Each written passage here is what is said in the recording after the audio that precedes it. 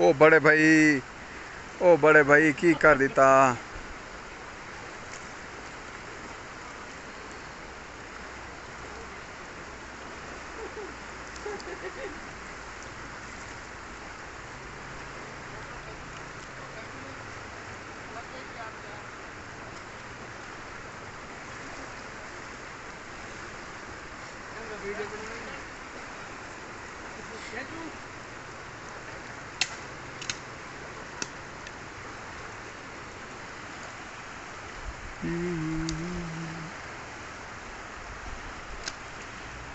ये देखें जी दरिया। अब इस दरिया का नाम तो नहीं पता हमें, पर ये कुमराट वैली के साथ ही ये दरिया चल रहा है। ये बहुत खूबसूरत वैली है।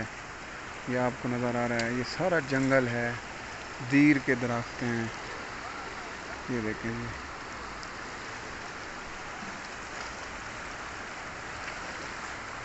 और ये यहाँ पे बहुत सारे कैंप्स और होटल्स बने हुए हैं। यहाँ पे बड़ी गैदरिंग हो रही है और डेवलपमेंट भी हो रही है। ये हमने यहाँ पे दरिया के किनारे पे लगाया है टेंट अपना, कैंप। और ये बड़े भाई जो है शिकार कर रहे हैं मछली का। देखें जी।